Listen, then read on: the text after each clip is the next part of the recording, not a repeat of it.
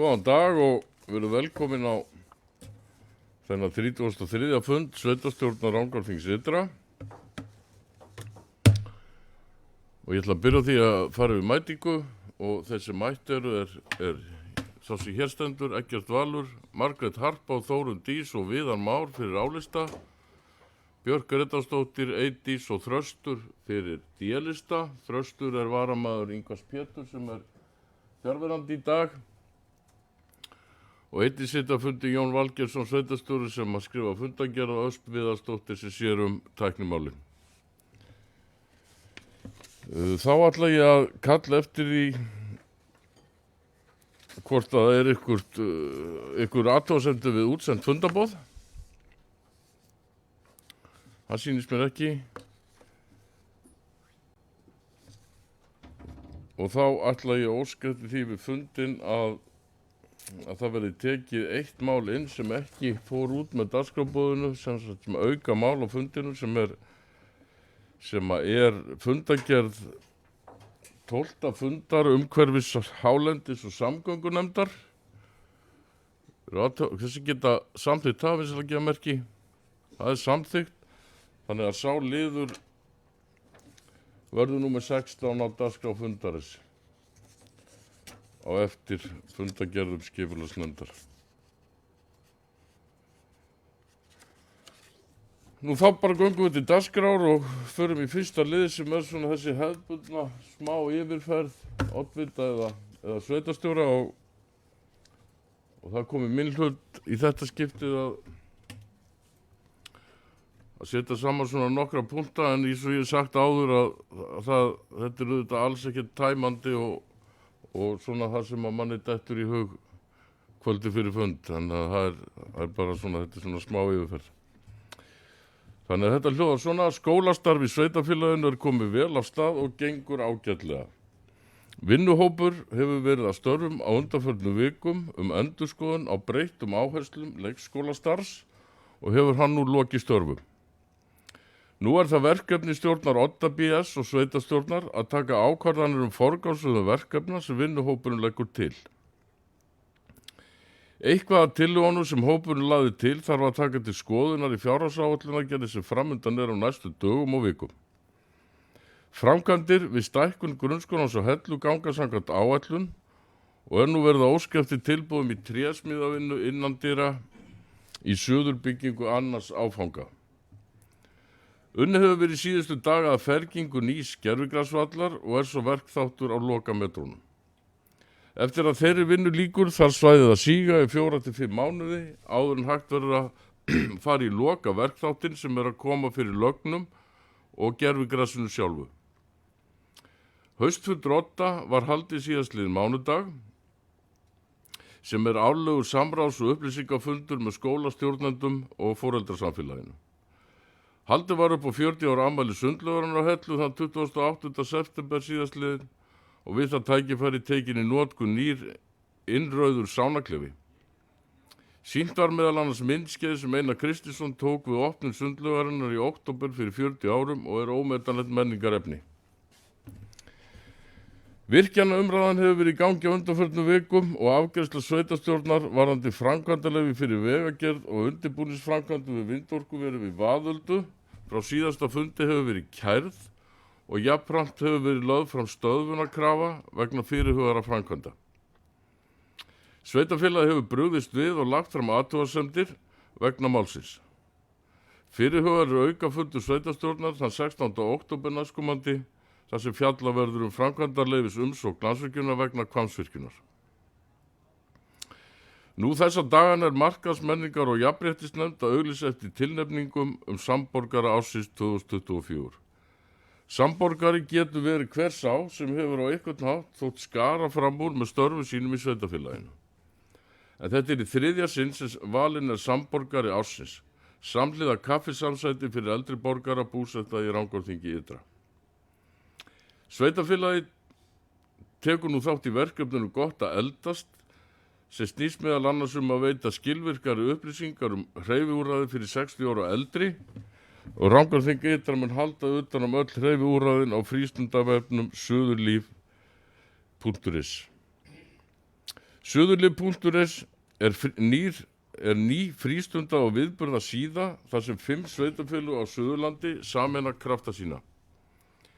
Síðan er ætlað að sameina alla viðburð og frístundir í sveitarfélögunum á einn stað til að einfalda á aðgengilegan hátt að finna viðburði, íþróttastarf og aðra frístundir sem standa til boða. Haustið er jafnan mesti annar tími sveitarstjórnarfólks og framundan er vinna við fjárhagsáætlunargerð og ráðstefnur og samstarfsþing. Í þessu sveitarfélagi eins og mörgum öðrum eru kjörnir fulltrúar, einnig í fullri vinnu og það er von mín að allir hafi tök á að koma sér mest að þeim verkefni sem þarf að sinna á næstu vikum. Best er að allir kjörnir fulltrúar koma sér mest að fjárhagsáætlunarvinnunni og hægt verða að samþykkja fjárhags- og fjárfestinga áætlun seinna í haust í sem mestri sátt. Það er alltaf best fyrir sveitarfélagið og íbúa þess. Meira var það nú ekki þessu sinni.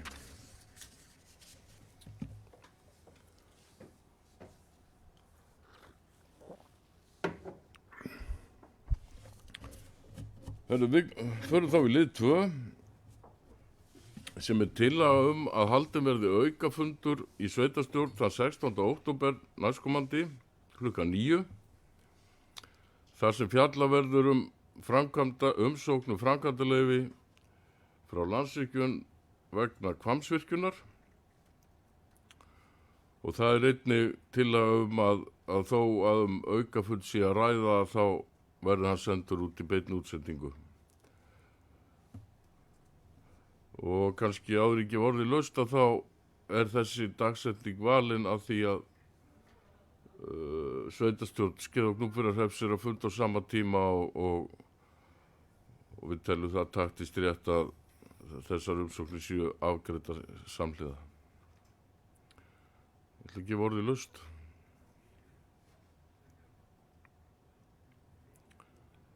Þessi geta samþykkt þetta, við ætlum að gefa merki. Samþykkt samhliða. Þá eru liður 3 sem er kjörnefnd og ráða. Það eru breytingar og skipan í markaðsmenningar og jafnréttismálanefnd sem er lögð frá tillaga breyting og skipan aðalmanns álista í markaðs- og menningar og jafnréttismálanefnd og tillagan er sú að Daniel Freyr Steinarsson verði aðalmaður í markaðs- og menningarnefndinni í stað Jóns Ragnars Björnssonar sem er að flytja burt úr sveitarfélaginu og varamaður hans verði Þórunn Dís Þórunardóttir. Ekki orðið laust þetta.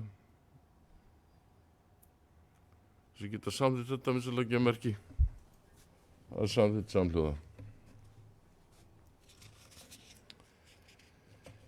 Þá er liður 4 sem er samþykkt stjórn sveitarfélagsins Rangárþings ytra endurskoðun og þetta er fyrri umræða og það fylgir málinu minnisblað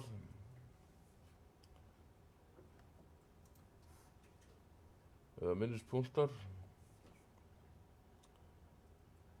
eða kannski að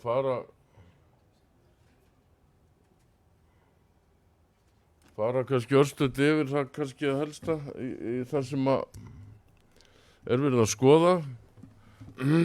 Það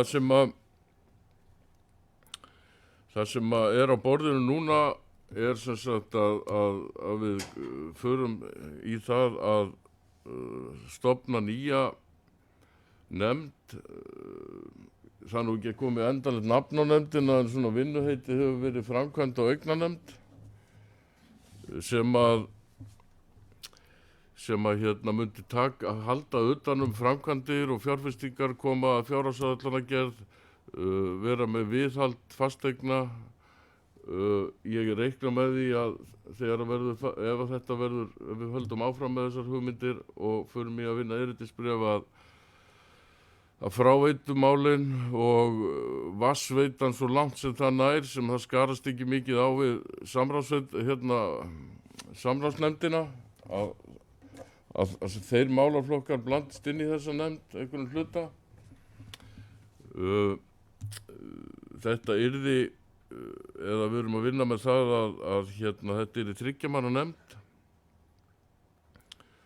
og á móti myndu sérhópar eins og til dæmis byggingarnefndir skólan leggjast af og einnig ég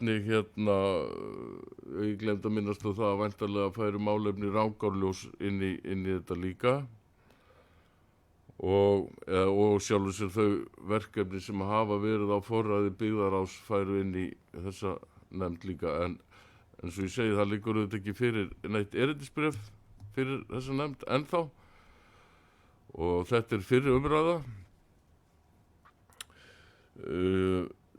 Meira sem að við ræddum var sem sagt að fjölga skipulagsnefndarfundunum 2 í mánuði í stað þess að vera með 1 og byggðarráði yrði sem sagt, já við getum sagt að yrði auknar valdheimildir byggðarráðs til þess að afgreiða fundargerðir skipulagsnefndar utan þess að ef það er ekki samstaða innan byggðarráðs þá færi málið áfram til sveitarstjórnar.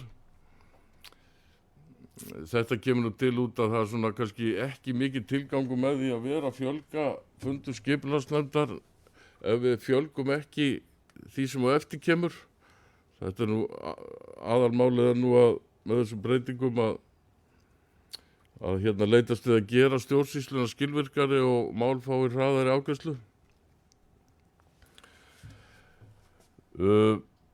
Fleira sem við ræddum já, það er líka verið að skoða varðandi fjölmenningarráðið. Það er nú í vinnslu hjá Jóhanni og við myndum koma því inn í nýjar samþykktir og það niðurstaðan að skipa það. Og ég held að þetta sé nú kannski svona aðalatriðin í þessum breytingum. En varðandi skipulags- og umferðarnefndina þá auðvitað eins og kom nú aðeins fram á síðasta fundi að þá eru umferðarmálin ennþá inni hjá skipulagsnefndinni en svo framkvæmdar hlutinn inn í hinni nefndinni. En ég ætla bara að gefa orðið laust þessar pælingar og það sem við erum að fara að gera núna ef við getum sæst á að vinna þetta áfram að þá vísum við þessum hugmyndum og þessum minnispunktum áfram til seinni umræðu og vinnum þetta á milli funda. Það er ekkert endilega svo sem alveg rætt það er ekkert kannski endilega nauðsynlegt að taka þetta til seinni umræðu endilega á næsta fundi. Ef við þurfum meiri tíma til að vinna þetta þá tökum við þetta bara á desemberfundinum eða helst að klára þetta fyrir áramót. Ég ætla að gefa orðið laust. Gjörðu svo vel.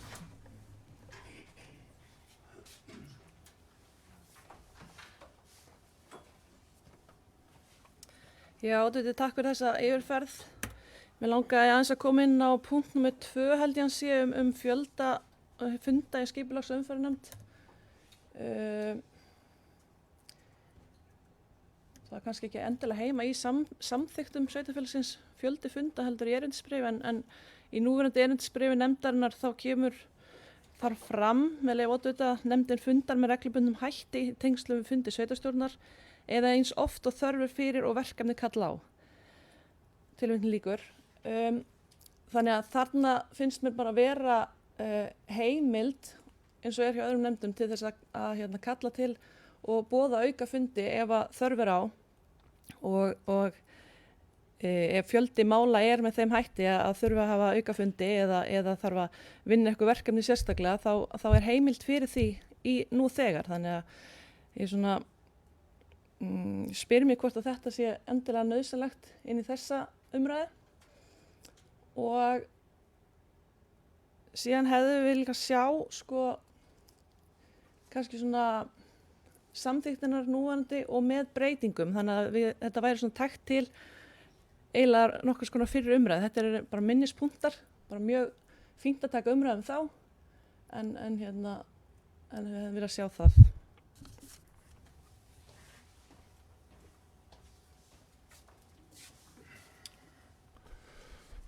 tek undir það, það alltaf gott að hafa þegar við erum að ræða svona hluti einmitt yfir hérna strikað eða rauðletrað þar sem að verið að breyta. En þetta nú svona viðbætur svolítið sem að við erum að leggja til þetta.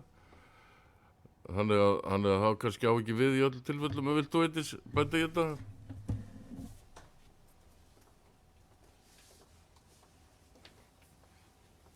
Já, takk, oddviti fundamenn.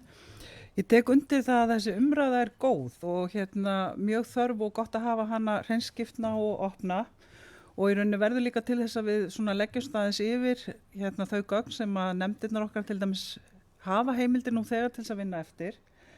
En ég hef ákveðnar efasemdir eins og Björk það að þetta sé tækt til fyrir umræðu fyrir við höfum hreinlega skalið fyrir framan okkur sem við eigum að samþykja að sé þá vísa til síðar umræðu.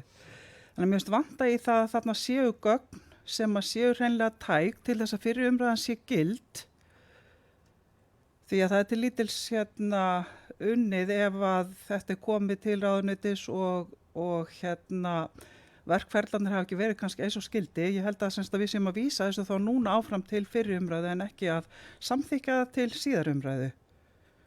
En þetta er svona bara ábending. Takk.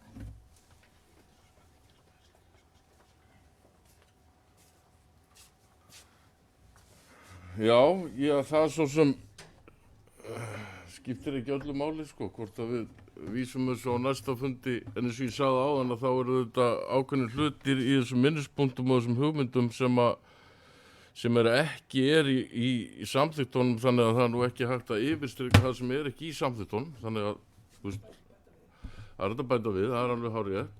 Nú það er eins og ég segi, þá var svona verið að horfa á það að við gætum klárað þetta áramót, að þetta tæki gild áramót. Og þannig að ég svo sem sitt mig ekkert upp á móti því þó að við tökum þetta næsta fundi í fyrri umræðu, sko. Það er kannski bara ágætisvinnulega og taka bara góða umræðu þetta hér og vísa þessu svo bara í fyrri umræðu á næsta fundi og klára þetta svo á desemberfundinum.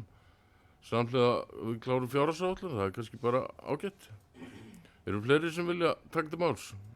Gjörðu svo Margrét. Já, fundastjóri ágætu fundamenn. Ég held að það sé bara vel til fundið að bíða með fyrir umræðu þar til í október og vera þá með einhvers konar skjal, vera með það betur. En kannski efnislega, svo við getum rætt þessa minnispunkta efnislega, þá þetta að þó svo nefndir hafi heimild til þess að fjölga fundum sínum, að þá er kannski efnispunkturinn sá að eigum við að veita byggðarráði þetta fullnaðar afgreiðslu vald, því það er til lítils að fjölga fundum skipulagsnefndar ef afgreiðsluhraðinn er ekki hraðari. Þannig að ég held að við ættum svona kannski að, sko, eigum við að bóka að við séum svona efnislega samþykk þessu og það er eins og með það. Ég var með miklar vangaveltu með það hvort við ættum að hafa, og það var mikil umræða hjá okkur á vinnufundi, hvort við ættum að vera með 2 sveitastjórnarfundi. Það er ekki alveg svona, við gátum ekki alveg fundið rökin fyrir að leggja byggðarráð af, en þá kom einmitt þessi hugmynd, sko, hvernig líst sveitastjórnarfulltrúum á þetta að sveitastjórnarfulltrúar hafi almennt seturétt á byggðarráðsfundum með tillögurétt, fáið þá greitt fyrir eitthvað, sem sagt, ef að þeir geta mætt og þannig séum við aðeins að opna meira á og halda fólki meira upplýstu. Það er kannski þetta sem við þurfum svolítið efnislega að ræða þetta minnisblað. Er eitthvað í því sem að kjörnu fulltrúar eru bara alfarið á móti? Því þetta náttúrulega var tillaga frá byggðarráði, vinnufundi byggðarráðs. Þannig að var gott að fá viðbrögð við því, hvort að efnislega þetta sé í góðu lagi. Takk.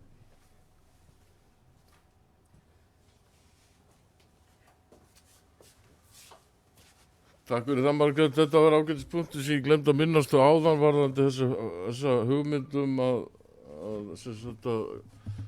varðandi áheyrnarfulltrúana inn í byggðarráði. Það er einmitt ágætt að fá fram, sko, hvort að það sé eitthvað í þessum minnispunktum sem að fólk bara hugnast alls ekki, sko, hvort að að það sé eitthvað sem að eigi að gera öðruvísi. Það væri fínt að fá það fram núna, sko. En Það eru auðvitað ekkert óþekkt að þessu áheyrnarfulltrúar, kjörni fulltrúar séu áheyrnarfulltrúar.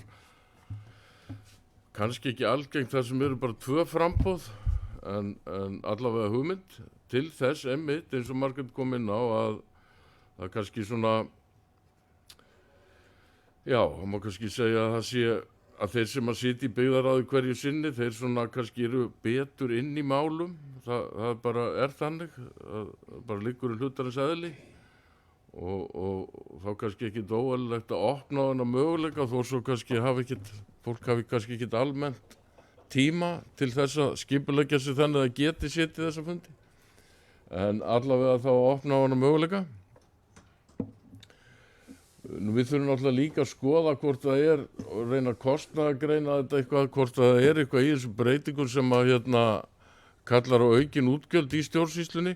Okkur sýnir svona snöggt á litið að það sé ekki verulegt þegar að búið er að taka tillit til þess kostnaðar sem að fellur niður jafnhliða, en ég án vonaði að verði ykkur aukakostnaðar í kringum þetta sko. Það var nú búið að kostnaðargreina eitthvað af þessu, er það ekki þarna með gögnunum? Þannig að ég er eitthvað í þessu fleira sem við viljum aðeins velta vöngum yfir áður en að við kannski hleypum þessu áfram. Við getum svo auðvitað komið með einhverja breytingar tillögur á þessu við fyrri umræðu og breytti á milli umræðna, það er auðvitað ekkert sem bannar það, en mér finnst kannski óþarf að vera að hleypa þessu áfram svona ef það er eitthvað í þessu sem að mönnum hugnast alls ekki sko.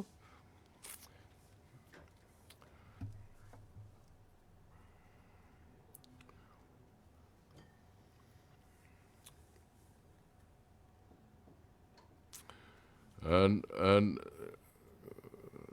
á þessu segi, þessi minnispunktar urðu til náttúrulega á vinnufundi byggðarráðs og það var svona ágæti samstaða á þeim fundi með þessu tillögur. Þannig að en svo er líka bara ágætt ef að fólk sér eitthvað annað sem að vill bæta þarna inn í að bara hafa samband, að það er ekki búið til fundar til þess að koma þeim á framfæri, það er bara eitt símtal eða tölvupóstur á sveitarstjórann. Og þá getum við tekið það til umræðu þegar við tökum þetta þá í fyrir umræðu.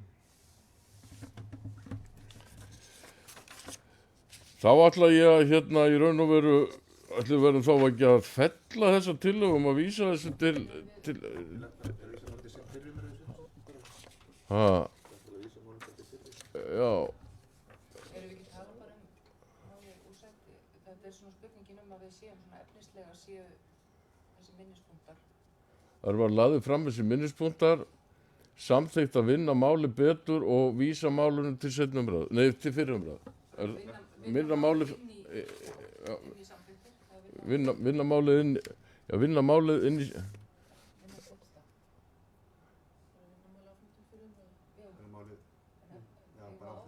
mátti ekki bara standa svona og breyta bara fyrir í seinni.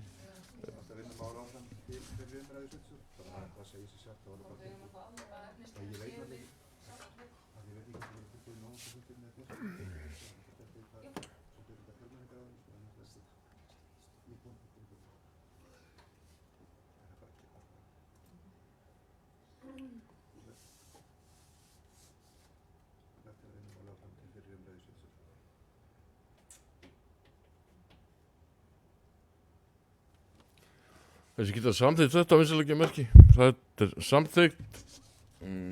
Þá erum við með aðalfund, liðið 5 sem er aðalfundur Bergrisans. Það er skipun fulltrúa aðalfund. Og það er lagt til að fulltrúar aðalfund Bergrisans verði Eggert Valur Guðmundsson, Margrét Harpa Guðsteinsdóttir, Ingvar Pétur Guðbjörnsson. Já, og svo var það spurning hvort það var Björk eða Jón. Og Jón Valgeirsson. Ok. Og til vara Þórunn Dís, Viðar Már, Eydís og Björk. Skylda samþykkt þetta vinsanleggja merki. Það er samþykkt. Þá er liður 6 sem er Vaðalduver. Þetta er málið lagt fram til kynningar. Það er svona í örstuttu máli að þá snýst þetta það að við samþykktum framkvæmdaleyfi á síðasta fundi fyrir vegagerð og undirbúningsframkvæmdum þarna við Vaðalduver og náttúrugrið sem eru náttúruverndarsamtök kærðu hérna kærðu samþykkt sveitarstjórnar og lögðu jafnframt fram hérna stöðvunarkröfu á framkvæmdirnar eða undirbúningsframkvæmdirnar og sveitarfélaginu var gefin hérna ég held að það var nú ekki verið nema 2 dagar að koma með athugasemdir við þessu sem að var auðvitað gert og nú stendur málið þannig að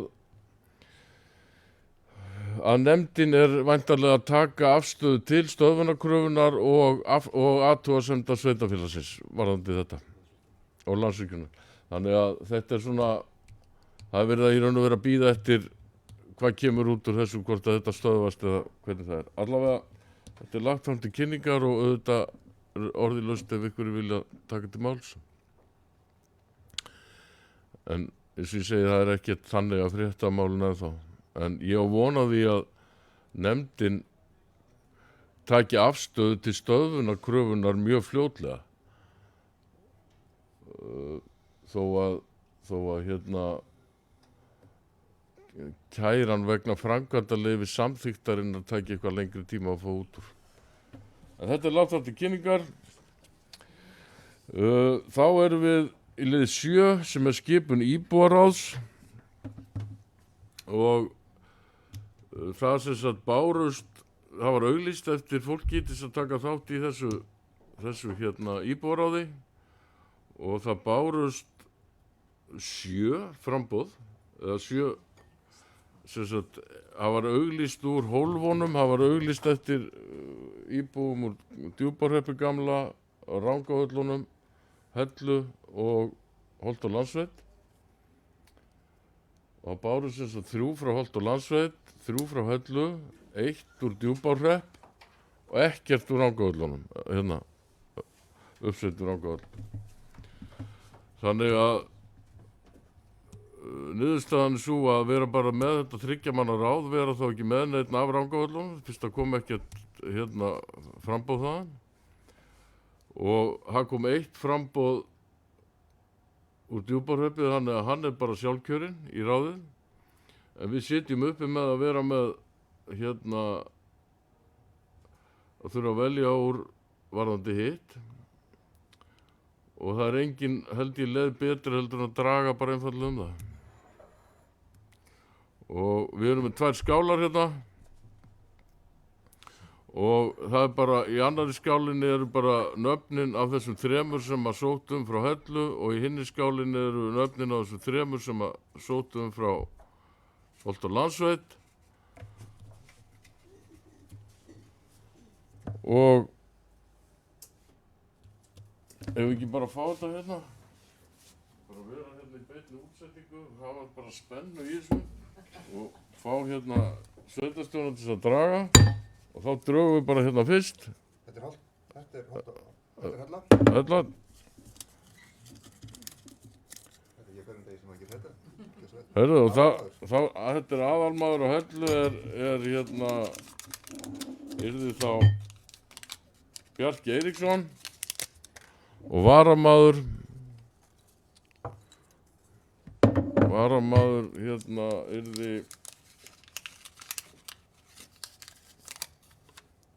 Guðríður Ásta Tómasdóttir. Ok. Og þá er það Holt og Land. Það er aðalmaður Hulda Gústafs og varamaður er þá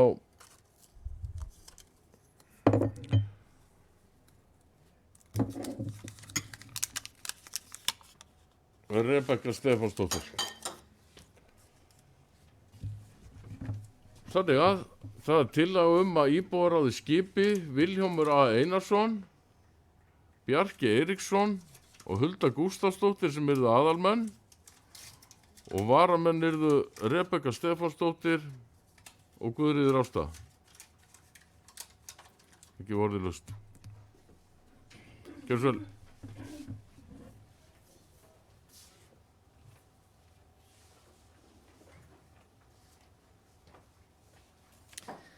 Já, oddviti, ég velti bara upp þeirri spurningu af því að nú er kveðið á það í erindisbréfi og samþykktum að ráðið sé skipað 4 fulltrúum og 4 til vara.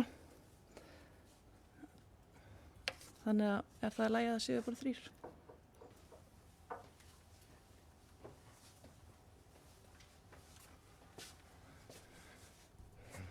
Ertu með betri tillögu?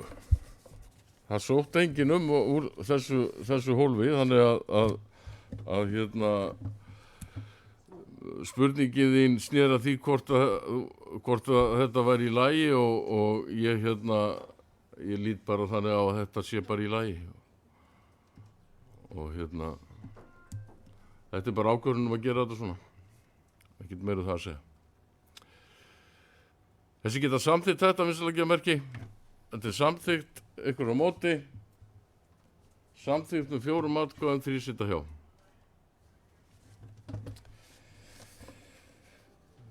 Þá er það liður 8 sem að er tillaga frá D-lista stofnun þróunarfélags vegna grænna iðngarða. Og viljið þið fylgja þessu hlaði? Gjörðu svo vel, Þröstur.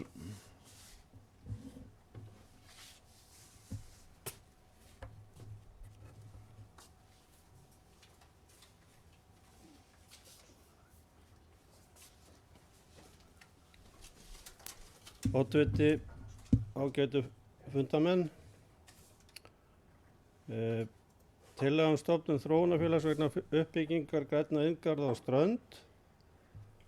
Þetta hefur reyndar svo sem komið til umræðu á vettvangi sveitarstjórnar áður, en það hefur ekki gerst mikið í því, en þannig að við tökum nú á skarið og leggjum fram hér tillögu og ég leggar og lesa hana sem sagt hér með.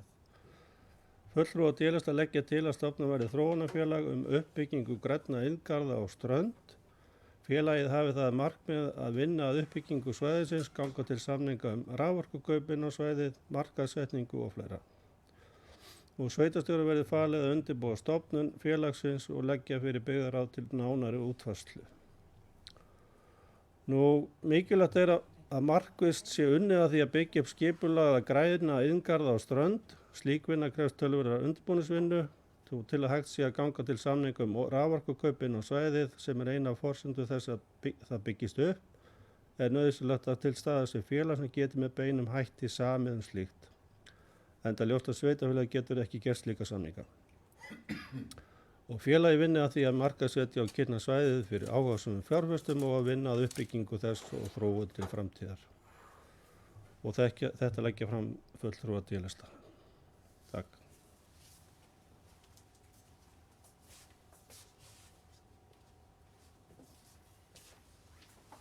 Takk fyrir það, Þröstur.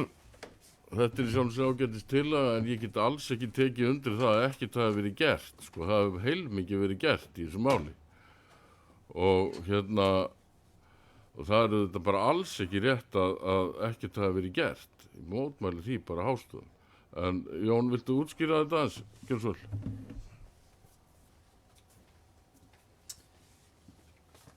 Já, það er svo sem rétt. Það er búið að vera að vinna svona ýmsum atriðum svo sem svona hérna bak við tjöldin skulum við segja í stjórnsýslunni. En það heitist nú svo vel á út af þessari tillögu að það var haldinn fundur 23. september síðastliðinn. Það er að segja með þá raun og veru sveitarfélaginu sem við sátum nokkrir hérna á skrifstofunni og margir tarpa.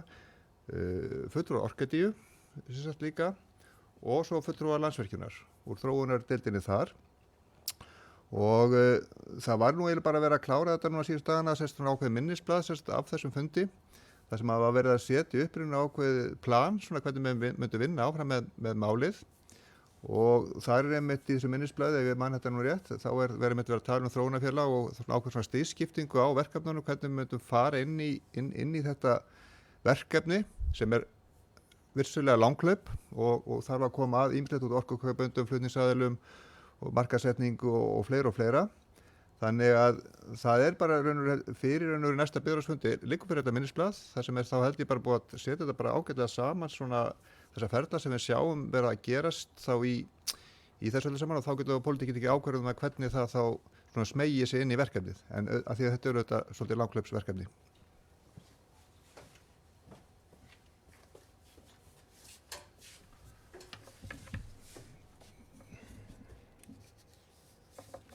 Takk fyrir það, eru fleiri sem vilja gera svona þröstur?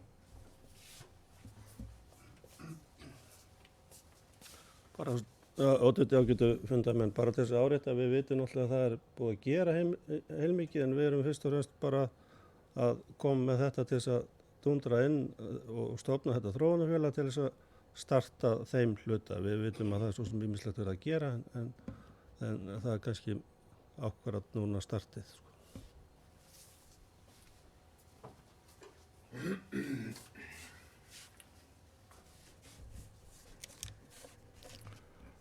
Herðu, þetta er ágætt.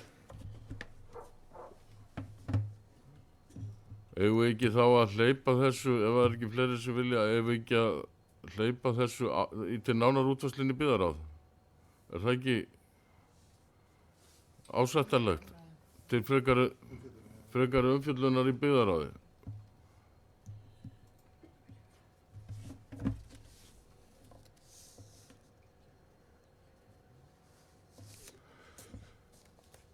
Þessi geta samþykkt það vissilega að gefa merki? Það er samþykkt samhljóða. Þá er að liðu 9 sem er tillaga délista kynningu á stöðu hönnunar og nýjum leikskóla. Viljið þið eitthvað útskýra það eða fara yfir það? Frekar eða...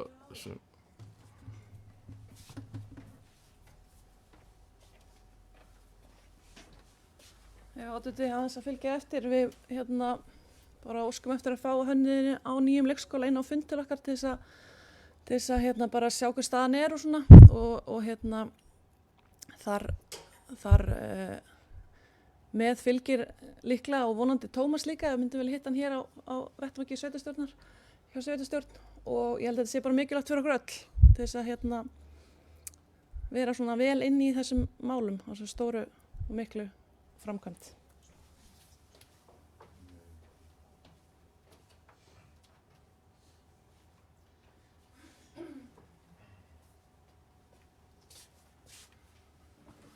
Heyrðu, ekki tefja á móti þessu en við viljum bara leggja fram, þetta er bara ágætistillaga og allt í góðu með það, við bara leggja fram breytingartillögu við þessa tillögu. Málið er það að þetta er ekki komið, þessi vinn er ekki komin alveg á það stig að það sé hægt að kynna hana en það gerist mjög fljótlega, ég veit af fundu núna í vikunni með skólastjórnendum og hönnuðum og við ætlum sem sagt að leggja fram breytingartillögu sem að snýra því að það verði sem sagt lagt til að hönnunarvinna, að þegar að hönnunarvinna er komin á það stig að hægt sé að kynna vinnuna fyrir kjörnum fulltrúum verður það gert og í kjölfarið verður boðið til opins íbúafundar. Og ég lít þannig á að þessi tillaga gangi lengra heldur en hinn tillagan og legg hana hér fram.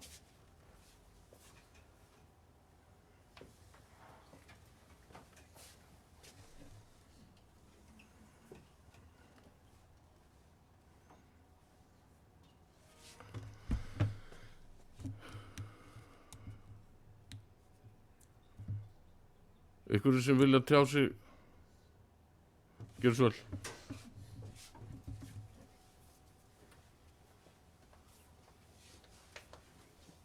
Já, oddviti fundamenn, við þakka fyrir greiðsvör, en það er svona kannski bara spurning með tímasetning á þessu. Við erum að velta fyrir okkur nú fjárhagsáætlunargerðin framundan og við erum að horfa til meira en eins árs í fjárhagsáætlunargerðinni þannig að það væri kannski gott að sjá meira og sjá hvenær þetta liggur fyrir, hvort að við getum verið að gera ráð fyrir þessum gögnum í tengslum við fjárhagsáætlunina vinnuna og þá mögulega kostnaðaráætlunum sem væri hægt að fleyta inn í 4 ára áætlunina hjá okkur.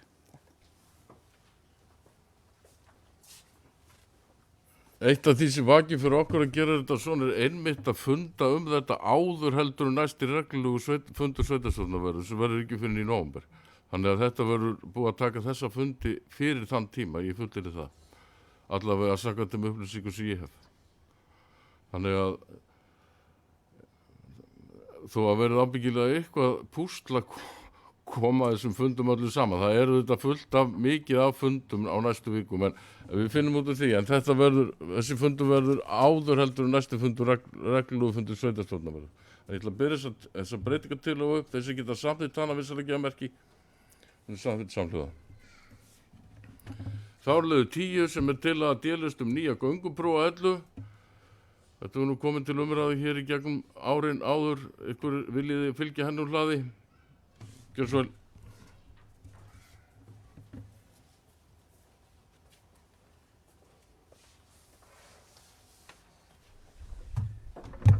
Já, oddviti fundamenn, það vex ört byggðin vestan við Rangána nú þegar og það er unnið náttúrulega að því að skipuleggja meiri byggð heldur en nú er komin.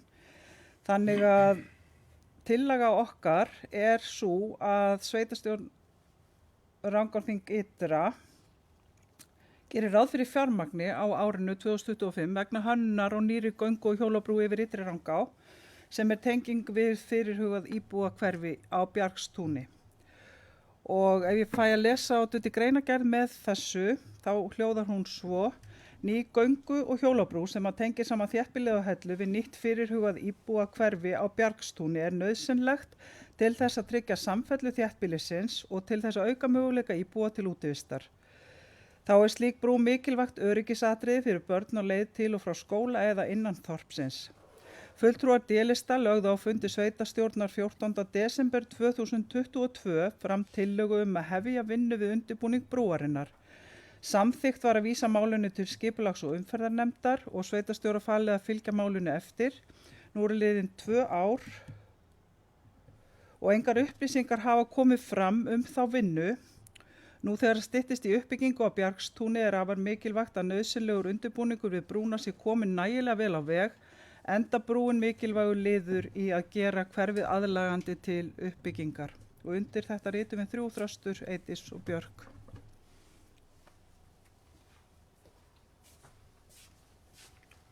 Takk fyrir þetta, Eydís. Ég get alveg tekið undir það að það er öll viljum við fá göngubrú á ána þarna fyrir ofan, enda er þessi tillaga nánast samhljóða eins og tillaga sem Álisti lagði fram í september 2018 sem sneri akkurat að þessu sama máli.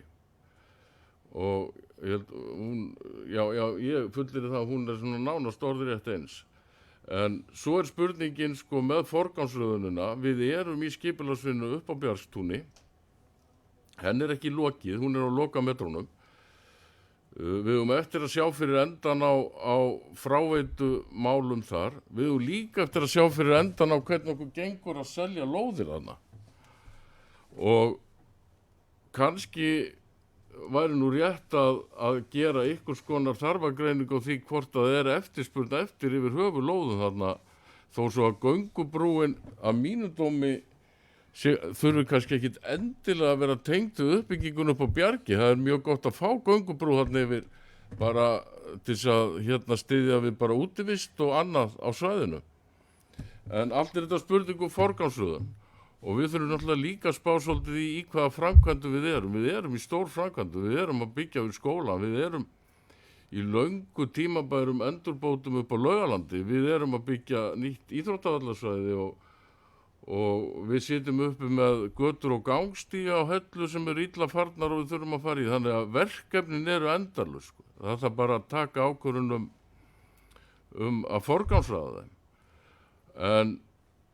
En þó sem ég sé ekki að gera lítið úr tillögun ykkar, alls ekki, og mér finnst hún eiga fulla rétt á sér og ég hef ekki hug á því að leggja það til að hún verði felld, Það er ekki, ég er ekki að tala í þá átt, En er ykkur sem vilja taka til máls þessu tillögu fleiri?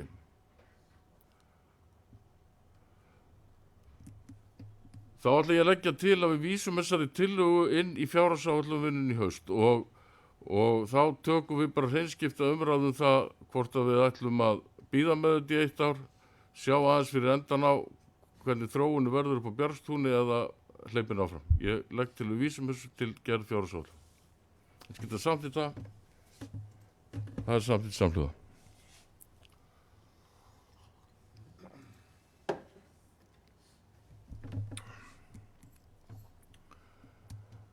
Þá er að liður 11 sem eru fyrirspurnir fulltrúa D-lista. Það liggja hérna fyrir, viljið að ég lesi þar upp eða viljið þið koma og fylgja þeim eftir eða ef við bara leggja þar fram? Viljið þið fylgja þeim eftir? Það eru hérna fulltrúar D-lista leggja hér fram má segja tvíþætt, er þetta ekki tvíþætt? Þeir óska eftir því að lagt verið fram í sveitarstjórn annars vegar yfirlit yfir heildarkostnað við göngustíg á milli Eyjarsands og Heiðvangs sem lagður var sumarið 24. Kostnaður verið sundurliður og tiltekið sérstaklega kostnaður við hönnun, undirlag og yfirborð. Og svo hins vegar verið lagt fram yfirlit yfir heildarkostnað við gangstétt við Langasand sem lagður var sumarið 24 og kostnaður verið sundurliður og tiltekið sérstaklega kostnaður við hönnun ef einhver er og kostnaður við undirlag og malbikun.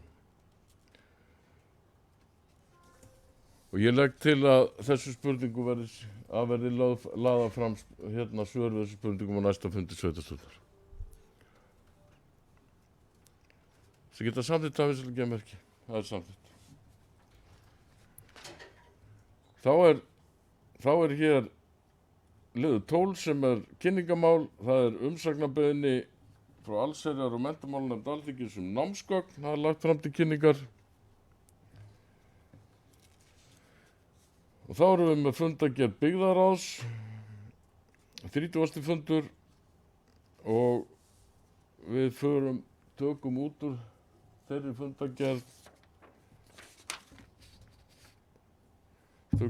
fundargerð, tvö mál, 3 mál. Það er sem sagt hérna, við bara byrjum á því að fara í lið 13.2 sem er samstarfssamningur við skotfélagi Skipturnar. Það sem að Magnús Ragnarsson mætti á fund byggðaráðs, kynnti starfsemi þessa félags og allt snerist á því að hérna honum fannst, eða þeim fannst við vera heldur sparsamir á stuðning við félagið í tillögum okkar, þannig að hann fór vel yfir hvað var í gangi hjá þeim og niðurstaða byggðaráðs var þessi sem er hérna til afgreiðslu.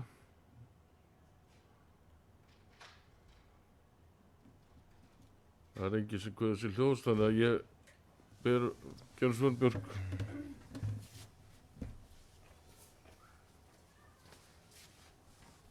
Oddviti,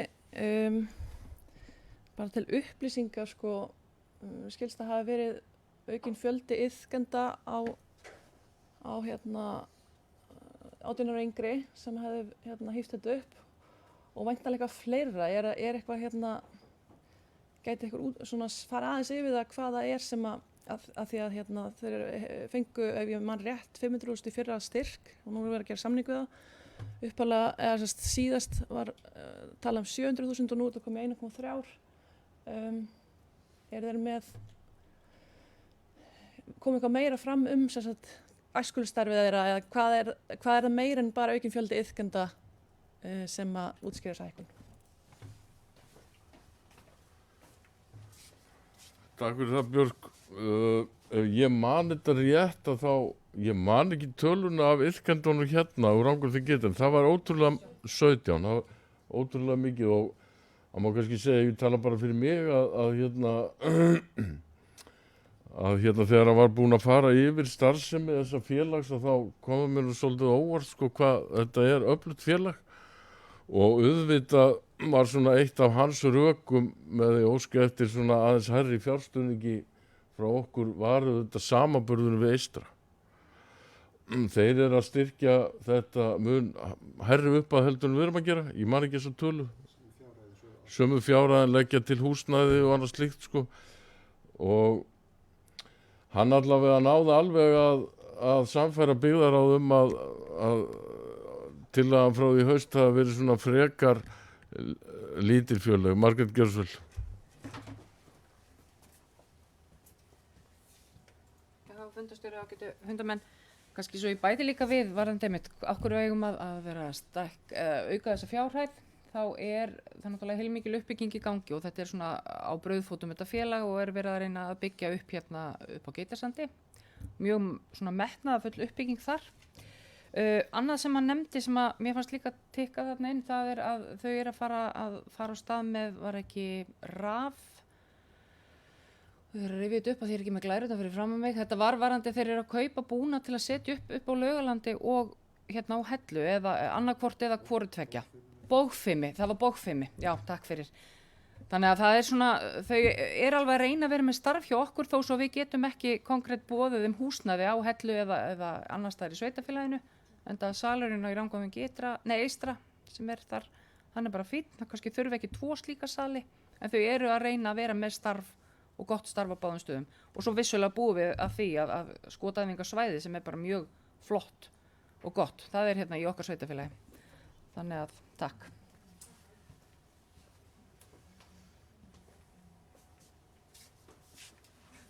Takk fyrir þetta.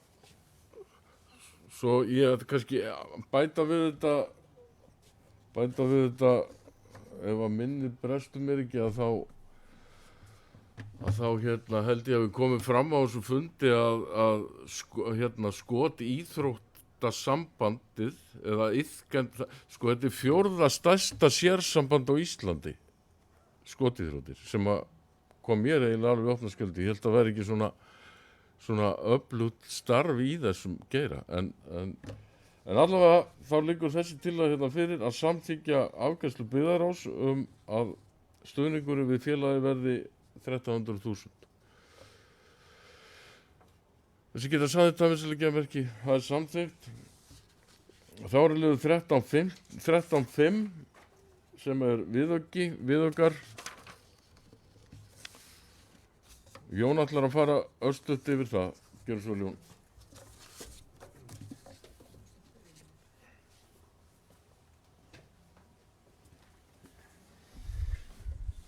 Já, svona kannski, þetta er aðeins að saumast saman hjá okkur fjárhagsáætlunin eða niðurstöðum fyrir árið 24 og þarna tókum við eitthvað 3 fyrir á fundi og það var svona kannski stærstu liðnir sem var nú verið að þetta breyta var kannski út af grunnskólakostnaði á barna sem að sækja á skóla og leikskóla á Hvolsvelli. Svo þetta stilla svolítið af raunveru vinnuna, slátt eldri borgara, svo sé og útgjaldahliðina. Tekjumegin þá var meiri tekjur út af sorpgjöldum og svona minni kostnað verið uppkaup í hesthúsakverfinu og svona aðeins í kringu skipulagsdeildina og svo er það snjómoksturinn, við þurftum að bæta við peningum þar. Þannig heildar talan er þá 11 milljónir sem að við gerum ráð fyrir auknum útgjöldum út á þessum viðaukum og síðan þurfum við nú að taka fyrir aftur viðauka svona þegar aðeins líður á seinna árinu og þá getum við svona kannski skoða aðeins líka betur á tekjuliðina. Þannig að það eru vissulega þar hólur sem að veitum að eru jákvæðar að móta þessu. Þannig að þetta er nú svona kannski sem við ekki svona lagðum fram á þessum fundi.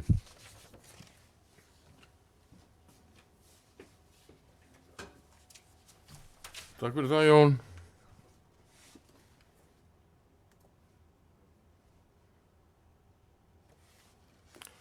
Einhverju sem að vilja taka til máls. Svo er ekki þessi geta samþykkt þetta vissulega merki. Það er samþykkt. Og þá er það Lækjarbakki. Það er raun og veru kannski ekki afgreiðslumál hér en við ákvæmum svona að taka það út. Það er sem sagt málefni Lækjarbakka eða meðferðarheimilisins þar. Það sem að það var rætt sem sagt að í nýju fjárlagafrumvarpi gert það fyrir að fasteignin verði seld og við höfum hérna, og það komi hérna fram svona baku tjöldin verið að reyna með öllum ráðum að tryggja þessari starfsemi húsnæði í sveitarfélaginu. Við erum ekki alveg búin að sjá til lands í því ennþá en það er samt samt ekki alveg útilokað. Þannig að þetta er svona bara hér til kynningar í raun og veru þetta mál. En ég vona að okkur takist að lenda þessu þannig að starfsemi fari ekki út úr sveitarfélaginu. Það er atriði heilmikið atriði að þetta haldi áfram, þessi ágæta starfsemi haldi áfram hérna í Rangárþingi ytra. Einhverjum sem vilja að leggja orðið í belg. Þá er þetta lagt fram hér til kynningar og þá ætlum ég að bera upp fundargerð, gjörðu svo vel.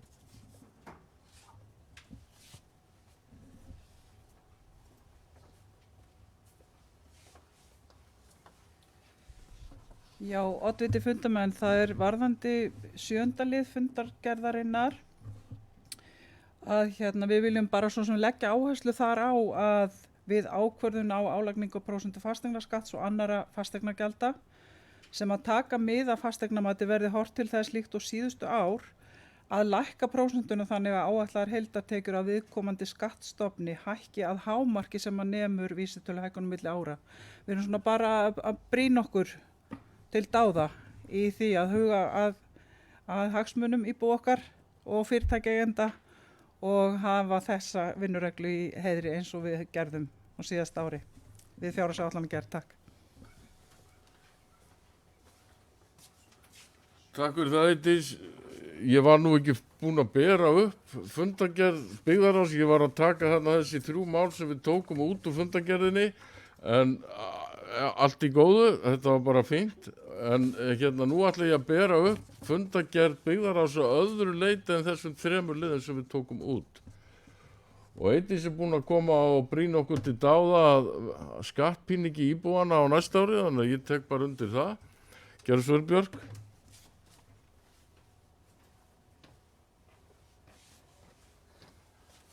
Já, oddviti, það er liður 23, það er fundargerð Lundar og þar er ánægðist að sjá að vinnuhópur virðist hafa komið þarna á stjórnarfund Lundar og þar var ákveðið að fara í greiningu á húsnæði fyrir dagdvöl vegna heilabölunar. Mér langaði kannski bara nota tækifæri og að því að sveitarstjórnum var falið í mars síðastliðnum að ræða við Ásarepp og hjúkrunarforstjóra iðjuþjálfa. Við höfum ekkert heyrt af því hvort þið getum fengið upplýsingar hvort það er búið að auglýsa eða yfir höfuð fá það samþykkt hjá Lundi.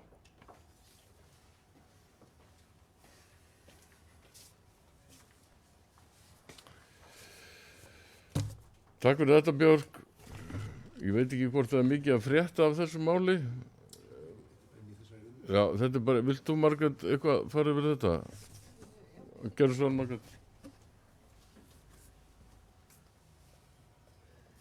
Já, fundarstjóri, ákveðtu fundamenn.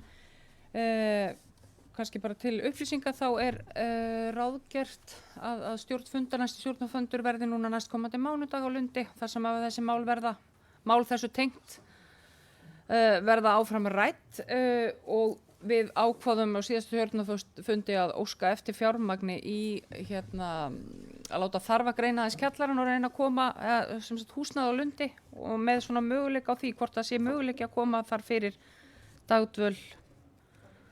Þannig að það mun væntanlega liggja fyrir fjárhagsáætlun. Varðandi iðjuþjálfa þá allana var þetta aðeins rætt á stjórnarfundi í Lundi. Við höfum ekki beint við getum ekki skipt okkur af í rauninni hvaða starfsfólk er ráðið inn á Lundi því að Lundur, við erum ekki að reka það sjálf, þetta er rekið á fjárlögum frá ríkinu og þó svo við séum að í stjórn sem að snýr þá fyrst og fremst af uppbyggingu húsnæði og öllu sem því nemur, þá er þetta svolítið sjálfstæð eining reksturinn. Þannig að við vissulega komum þessum ábendingum til hjúkrunarforstjóra sem tók vel í þetta en eins og viðkomandi sagði, iðjuþjálfar vaxa ekki á trjám og það þarf bara svolítið að sjá hvernig hlutirnir mótast inn í þeirra starfi. En það er mikil iðjuþjálfun í gangi í rauninni eða svona Það er mikil vinna í gangi á Lundi þar sem er sko þótt það sé ekki skipulögð iðjuþjálfun en þá er margt í gangi þar sem er svona stiður við bara færni fólks og svona þess áttar. En takk.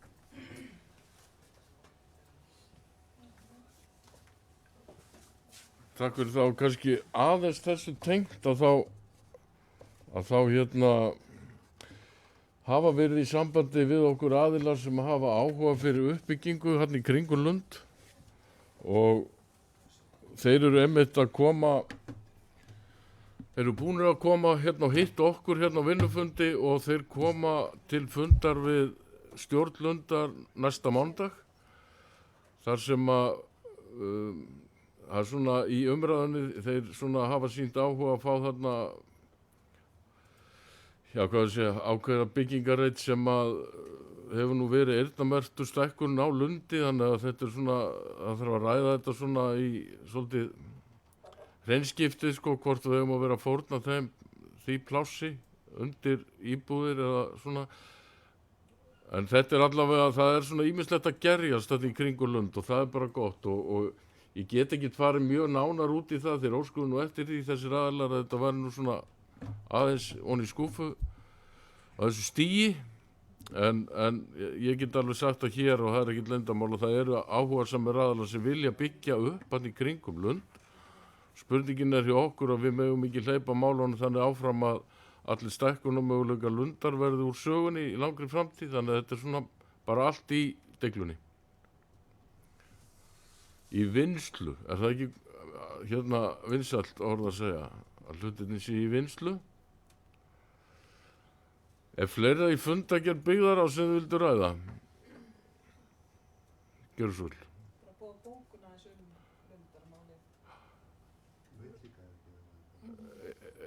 Heyrðu, þá áður en að við, en eigum við ekki bara berum fundargerðina og svo kemur upp og les bókana þetta? Þá ætlum ég að bera upp fundargerð Lundar í heild sinni, þessi geta samþykkt hana vissalega merki. Hún er samþykkt og délist í bóða bókun. Hvað sagði ég? Lundar? Nei, ég myndi Byggðarás. Gjörðu svo vel.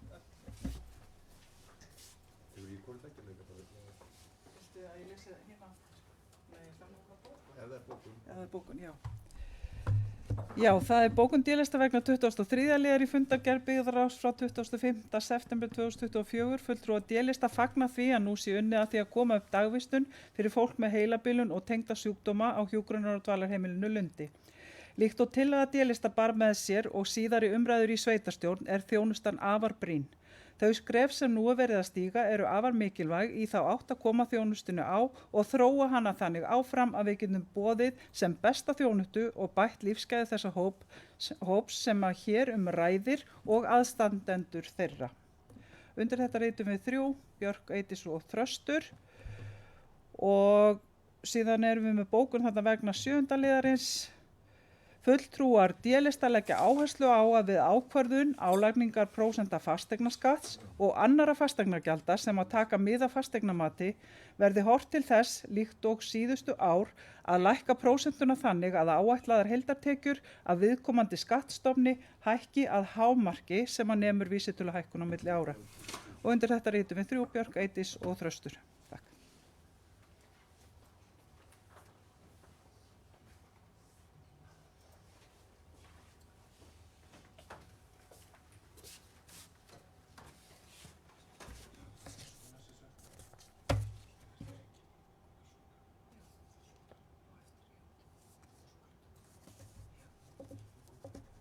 Við þökkum bara fyrir þessar bókanir.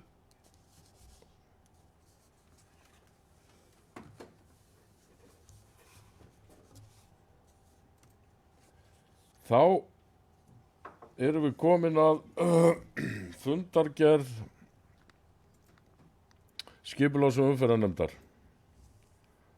Og ég ætla þá að byrja að fara yfir þessa fundargerð og þetta er svona talsverður lestur en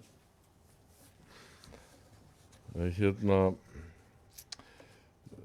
ég er nú alltaf að tala sko bara þegar að ég hef lokið máli hverju fyrir sig að þá ef þið viljið taka til máls þá bara gefið mér merki þannig ég sé ekki að bera upp hvert einasta mál eftir hvert einasta Þannig að þið bara setjið upp hendina og þá hleypi ég ykkur að. Herðu, það er númer 1, númer 14.1, það er Álfasteinn. Fyrirspurn tímabundna notkun.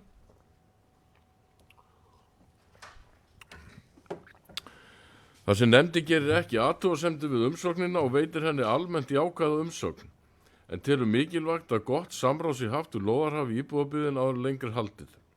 Nefndi mæli með því við sveitarstjórn að skipulagsfulltrúa verði falið að kynna máli fyrir öllum lóðarhöfum í íbúðabyggðinni, samhliða og í samráði með umsækjanda, þar sem ekki liggur ljóst fyrir að rekstur meðferðarheimilis falli ágreiningslaust undir skilmála starfsemi innan íbúðabyggðar í dreifbýli.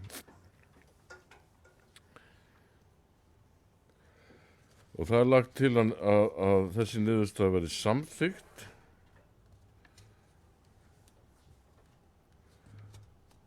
Hef ég ekki borið þetta upp alltaf? Jú, þessi geta samþykkt þetta vissilega merki. Það er samþykkt. Þá er að Vaðaldver, það er framkvæmdarleyfið. Það er sem sagt umsögn skipulagsnefndar varðandi framkvæmdarleyfið. Það sem að þeir segja að framkvæmdi sé í almennu samræmi við það skipulag sem samþykkt hefur verið innan sveitarfélagsins hvað þessi mál varðar, en ennþá skortir svör frá umhverfis- og orku- og loftslagsráðuneytinu svo hægt sé að meta hagræðan áhrif vindorkuversins fyrir sveitarfélagið í samræmi við vindorkustefnu sveitarfélagsins. Nefndin leggur til að sveitarstjórn leiti fastlega eftir svör frá ráðuneytinu. Nefndin vill árétta á síðari stigum þar að sækjum frekar leyfi vegna uppbygginga vindorkuversins, efnistöku gerð áningarstaðar, bygginga vindmylla, vinnubúð og tengivirkis. Frá því að þessu fundu var að þá var kallað eftir þessum svörum sem það eru á bókum að hafa ekki borist og þau bárust daginn eftir. Sem geta sagði þetta vissilega gefumerki, samþykkt. Það er þrúðvangur, það er hugmyndir og uppbyggingu gangstéttar. Skipulags- og umferðarnefnd telur réttast og leggur til að gangstétt í norður frá Þingskál verði breikkuð og bílastæði við Þrúðvang 8 og 10 verði þar með lögð af ef ekki er hægt að samræma gangstéttina við leikskólalóðina. Gangstétt verði breikkuð eins og unnt er alveg að Þrúðvangi 32, snúningsstæði fyrir framann Þrúðvang 32 verði afnumið og svæðið fellt innan lóða Þrúðvangs 32. Verði skoðað í ferli hverfisskipulags fyrir svæðið. Þegar komið er fram yfir lóð 38 við Þrúðvang skal gangstétt vera gerð með frá Þrúðvangi að Helluvarsvegi áfram til norðurs og að Guðrúnartúni, frá Þrúðvangi og með Helluvarsvegi að göngustíg við Hólavang. Öll lóðarmörk tengd gangstéttin verði aðlöguð þar sem þau verði ekki látið ná inn á gangstéttin eins og nú er á nokkrum stöðum. Þetta er bara gangstétt, þetta er endi löngu þorpinu, bara alveg þvert í gegnum þorpið. Sem geta sagði þetta vissilega gefumerki. Samþykkt. Það er Sigöldunáma. Nefndin leggur til við sveitarstjórn að heimild verði veitt fyrir útgáfu framkvæmdarleyfis og grundvelli heimilda innan aðalskipulags Rangárþings ytra þar sem gert er ráð fyrir umræddri framkvæmd. Sem geta sagði þetta, það er samþykkt. Það er umsókn framkvæmdarleyfi til efnistöku. Nefndin leggur til við sveitarstjórn að heimild verði veitt fyrir útgáfu framkvæmdarleyfis og grundvelli heimilda innan aðalskipulags Rangárþings ytra. Þar sem gert er ráð fyrir umræddri framkvæmd. Geta sagði þetta, það er samþykkt. Þá erum við komin í annan fund. Það er liður 15. Það er Kvíarholt að landskipti heildarjarðar. Skipulagsnefnd gerir ekki athugasemd við áformu landskipti né fyrirhuguðu heit á lóðum og leggur til að landskipti verði samþykkt. Nefndin vill árétta að fyrirhugar aðkomur að spildum verða þó ekki staðfestar nema með gerð deiliskipulags.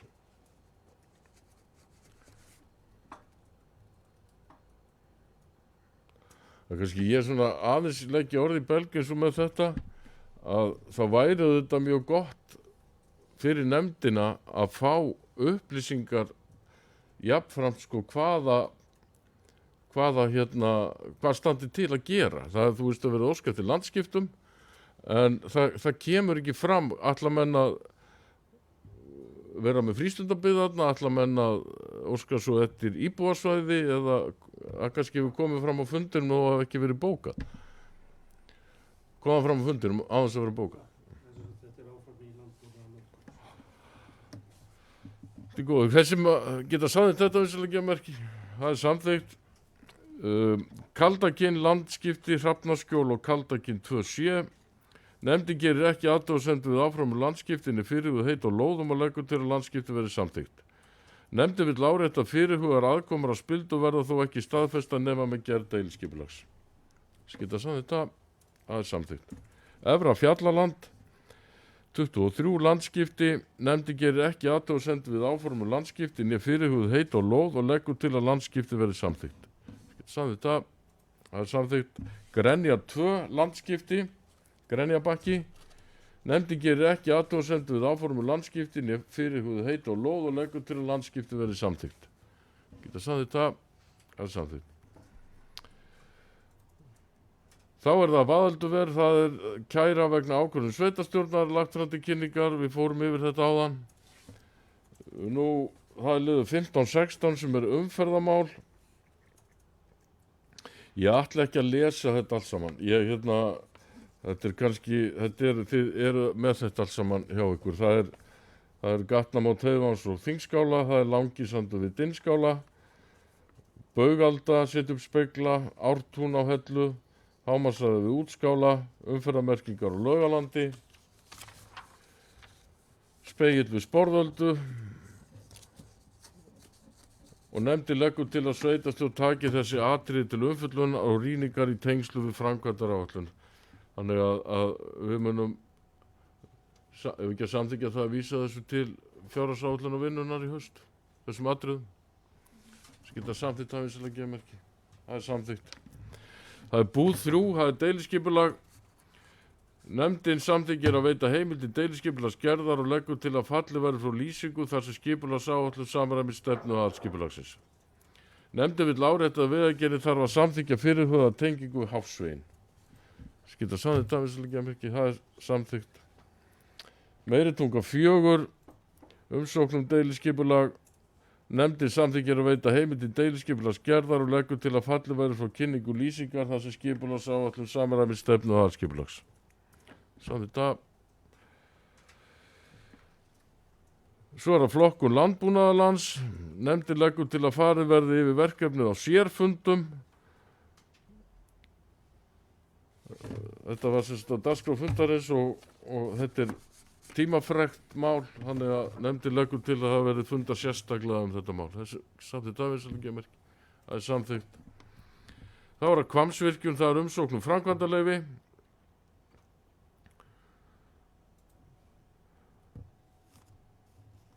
Það er eins og ég kom inn á áðan og þá vorum við að samþykkja að vera með aukafundi sveitarstjórn til þess að taka þessa umsókn fyrir.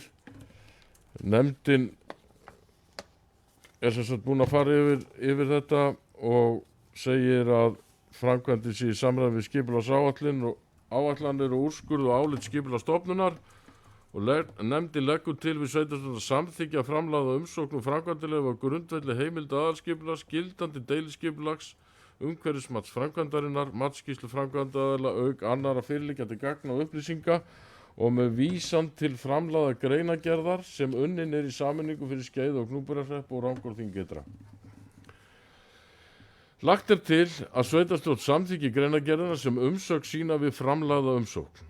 Auk greinagerðar sveitarfélagsins er lögð fram greinagerð Landsvirkjunar vegna framkvæmdarinnar ásamt heimild umhverfisstofnunar er varða breytingu á vatnshloti Þjórsár. Nefndin leggur til við sveitarstjórn að framkvæmdaleyfi verði veitt með þeim skilyrðum sem koma fram í skipulagi, úrskurðu áliti skipulagsstofnunar, annarra stofnana og leyfi sveitenda og gerð nánar grein fyrir í framlagðri greinagerð. Varðandi mótvægisaðgerðir, vöktun og frágang vegna framkvæmdarinnar. Jafnframt er gert ráð fyrir að skipuð verði eftirlitsnefnd í samráði við framkvæmdaraðila og aðra leyfisveitendur. Nefndin mun hafa eftirlit með því að öllum skilyrðum sem framkvæmdina hafi verið sett sé framfylgt. Eftirlitsnefndin mun ásamt skipulagsfulltrúa hafa eftirlit með því að framkvæmdin sé í samræmi við leyfi og úrskurðu mat og umhverfisáhrifum samkvæmt 17. grein laga um mat og umhverfisáhrifum. Nefndin mun skila á sig skýrslu framkvæmd eftirlitsins við lok hvers áfanga framkvæmdarinnar. Sé settum skilyrðum ekki framfylgt, ásigkomulagi frágangi, notkun eða umhverfi framkvæmdar eða eigin eftirliti framkvæmdaraðila ábótavant eða stafi hætta af framkvæmdinni skal eftirlitsnefndin gera sveitarstjórnum beggja sveitarfélaga grein fyrir frávikum og tilkynna framkvæmda aðila skriflega frávik og kröfur til úrbóta. Þetta sem sagt umsögn skipulagsnefndar vegna þessa umsóknar framkvæmdaleyfi, þar sem við þurfum ekkert að afgreiða hana neitt sérstaklega, heldur hún lögð fram bara hérna kynningar og við munum svo taka umsóknina til afgreiðslu á okkar fundi þann 16. október. Þar sem við munum afgreiða þessa framkvæmdaleyfisumsókn. Vonandi í síðasta skipti. Við höfum ekki gert það áður, við frestuðum á sínum tíma. Það var rétt. Þannig að þetta er ekki borið upp. Þá er það Tungnáreyrar umsókn framkvæmdaleyfi til efnistöku. Skipulags- og umferðarnefnd leggur til við sveitarstjórn að heimild verði veitt fyrir útgáfu framkvæmdaleyfis á grundvelli heimilda innan aðalskipulags Rangárþings ytra, þar sem gert er ráð fyrir umræddri framkvæmd. Þess geta sagt þetta aðeinslega gemerki, það er samþykkt. Það er Norður Nýjibær, deiliskipulag. Skipulagsnefnd samþykkir framlagða tillögu og leggur til að hún verði auglýst samkvæmt 1. málsgrein 41. grein skipulagslaga númer 123 frá 2010. Samþykkt það er samþykkt. Oddspartur, það er ósk heimildi deiliskipulags, nefndi samþykkir framlagða tillögu og leggur til að hún verði auglýst. Samþykkt það er samþykkt. Stóruskógar, breyting á deiliskipulagi. Nefndin hefur fjallað framkomnar athugasemdir og tekið saman lista yfir viðbrögð við þeim. Nefndin telur að tillagan hafi verið uppfærð með tilliti til framkomnar athugasemda. Nefndin samþykkir því tillögun og leggur til að hún verði send Skipulagsstofnun til afgreiðslu. Samþykkt það er samþykkt. Hrafnhólmi, Hrafntóftir, það er breyting á deiliskipulagi. Nefndin samþykkir að veita heimild til breytingar og gildandi deiliskipulagi. Nefndin samþykkir jafnframt framlagða tillögu og leggur til að hún verði auglýst. Samþykkt það er samþykkt.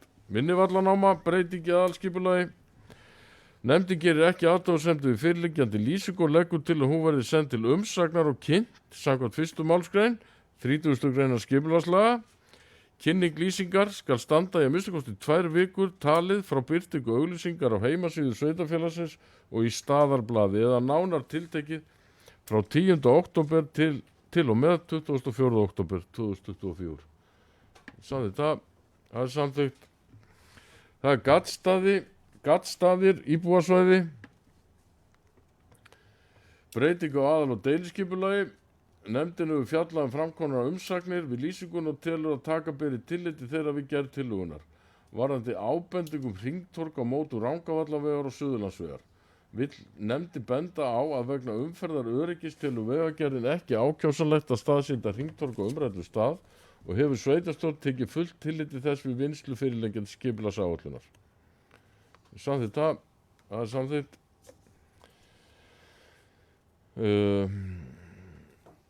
Þá er það Rangabakkar, það er skipulagsmál, Suðurlandsvegur 24. Nefndin tekur jákvætt í hugmyndirnar. Nefndin leggur til að framkvæmdum á svæðinu verði áfangaskipt og forgangsraða með áherslu á verslun á hluta skipulagsins. Jafnframt leggur nefndin áherslu á ásýnd og frágangur á svæði undir eldsneytisafgreiðslu verði til fyrirmyndar og að huga verði að lágstemmdri lýsingu næst Suðurlandsveginum. Og aðeins hástemmd hérna austar við Suðurlandsvegin. Kemur ábyggilega til út af því, sko. Það geta sagði þetta vissulega gemerki. Það er sann. Það voru undirgöngu undir Suðurlandsveg. Nefndin harmar þann misskilning sem lóðar hafi virðist hafa upplifað í samskiptum sínu við sveitarfélagið. Við endurskoðun aðalskipulags sveitarfélagsins voru umrædd undirgöng felld út af skipulagi og í kjölfari var ráðist í breytingar á þeim deiliskipulags áætlunum sem tengdu Suðurlandsveginum. Sú vinna hefur dregist verulega og biður afsökunar á því en á því eru ýmsar skýringar. Breyting á deiliskipulagi fyrir miðbæðarsvæði sem samþykkt var á sveitarstjórn 9. september 2021 sýnir ekki umrædd undirgöng enda stendur til að gerð verði gangbraut rétt austan við gatnamót Freyvans og Suðurlandsvegar í stað undirgangna. Nefndin telur ekki nokkurn vafa liggja á því að umrædd undirgöng hafi alla tíð frá gerð aðalskipulags Rangárþings ytra sem gilti frá 2016 til 2028 verið skilgreind sem aflögð. Skipulags- og umferðarnefnd leggur til að þetta mál verði skoða betur og metið í þeirri skipulagsvinnu sem framundan er á svæðinu. Geta samþykkt þetta vinstri merki, það er samþykkt. Þá er það umsókn lóðin undir raðhús. Þar sem nefndin fjalla áform umsækjanda og leggur til að breyting verði gerð á gildandi deiliskipulagi þar sem lóðirnar nr. 5 og 7 við Sandöldu verði sameinaðar í eina. Skoða verði með frekari breytingar í kjölfarið. Þetta samþykkt það er samþykkt. Það er Stóruvellir, það er vegur land Minnivalla. Skipulags- og umferðarnefnd leggur til að erindinu verði frestað og álits leitað hjá lögmanni sveitarfélags um stöðu sveitarfélagsins gagnvart fyrirliggjandi dómsátt. Geta samþykkt það, við slum gefa merkið að samþykkt. Svo er hér kynningamál frá afgreiðslufundum byggingafulltrúa. Hér í lok þessa fundar skipulagsnefndar.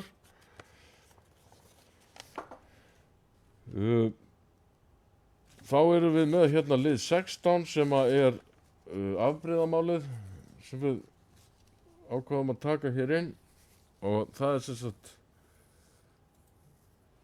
sagt 2 mál sem eru tekin út. Það er annars 3 mál. Já, það er sem sagt framkvæmdaleyfin fyrir annars vegar Hvammsvirkjun og vindorkuverið og svo er það umhverfisstefnan.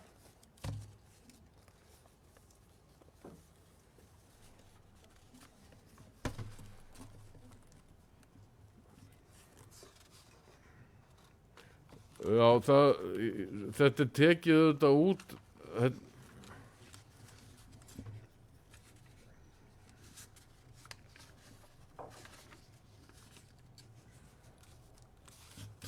Ég orði laust umhverfisstefnuna sem er þarna sem við þurfum að samþykkja.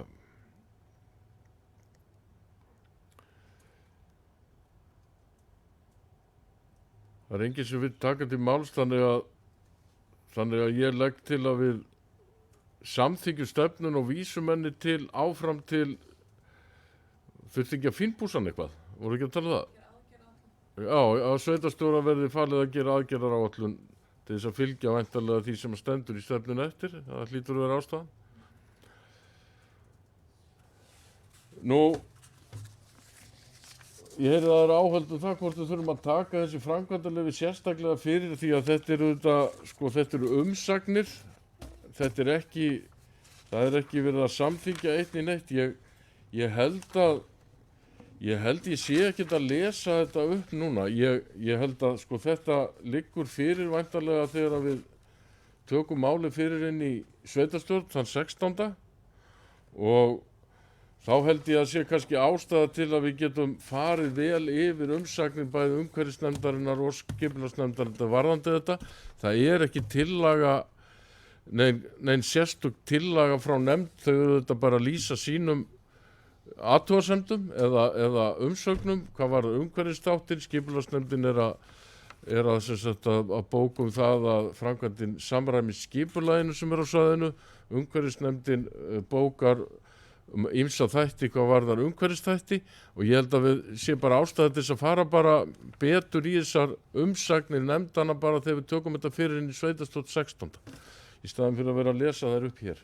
Enda koma þær bara með fundagerðin og það getur hver sem er kynnt sér þessar umsagnir. Gjörðu svo þröstur.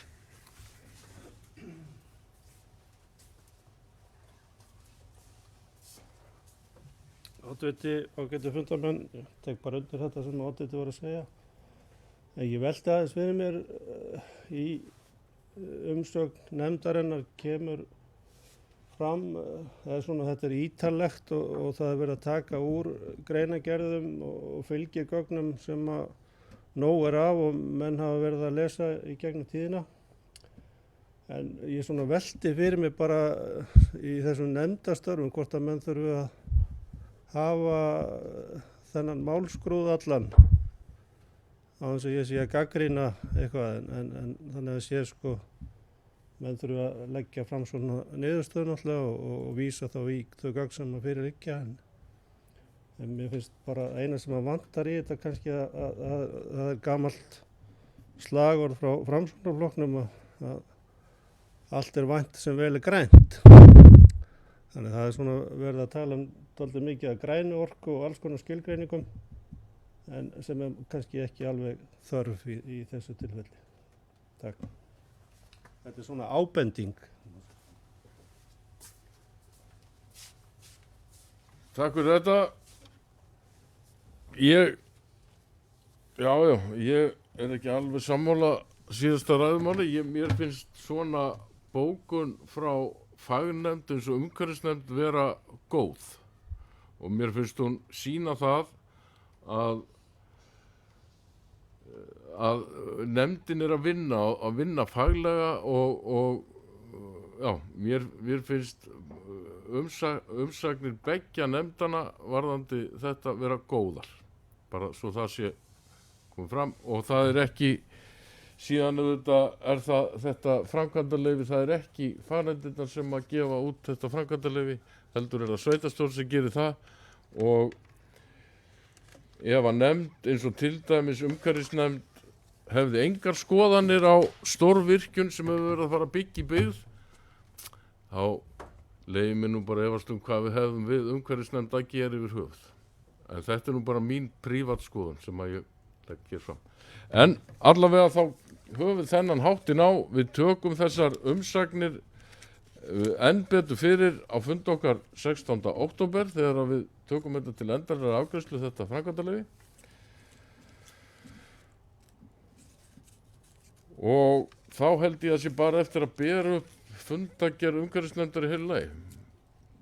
Ég var búinn að bera upp umhverfisstefnuna en átti eftir að bera upp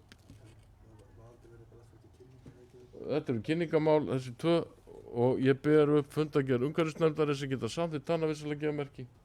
Hún er samþykkt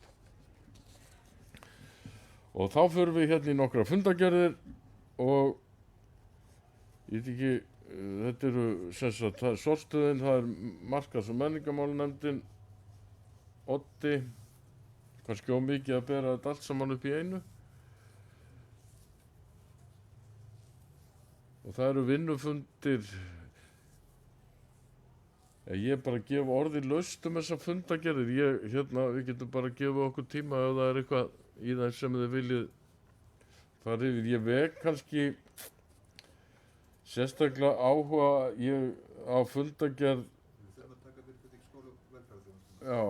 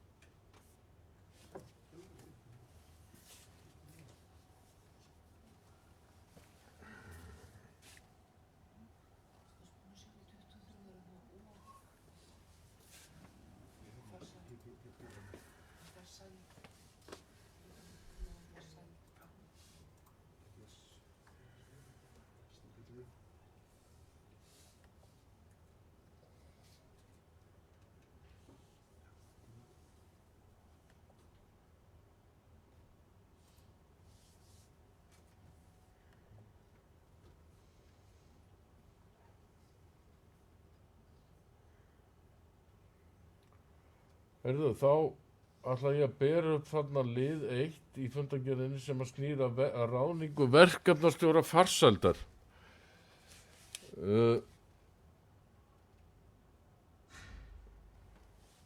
Hvað eru við bara að gefa grænt ljós og að vera auglýst eftir þessum aðila eða hvað snýst máli? Margrét, var eitthvað sérstakt þetta að segja? Gerðu svo, Margrét.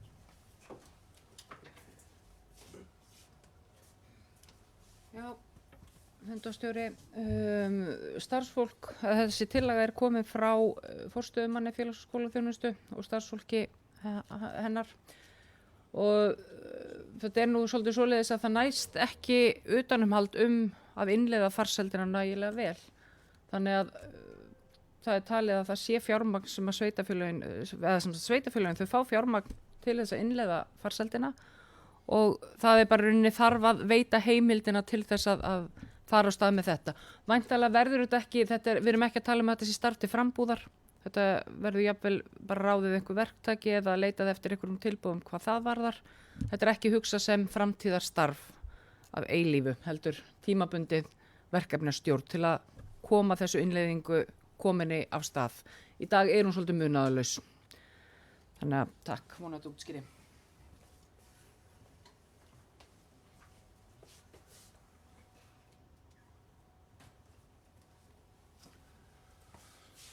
Takk fyrir þetta. Þá ætlum ég að bera upp þennan lið sem geta samþykkt þetta vinsilega gemerki. Það er samþykkt.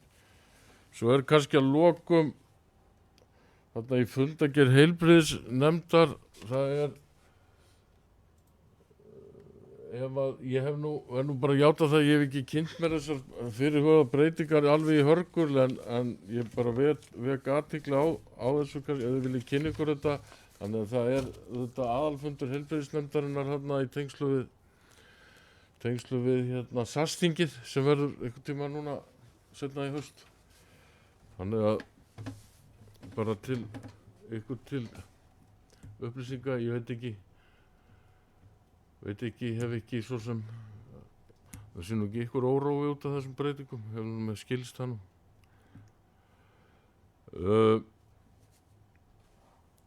Já, gerum svo vel, Magnús. Bara kannski, ekki rétt bara SAS-tækli þetta frekar? Jó, ég bara... Hvert og eitt sveitarfélag sé að tjá sig? Eru þessu þá bara ekki að ljúka hjá okkur í dag? Er ég að hlaupa yfir eitthvað?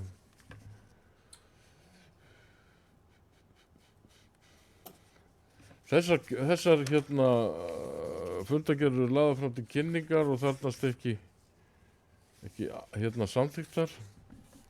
Þannig að þá held ég ef það er ekki fleira sem þið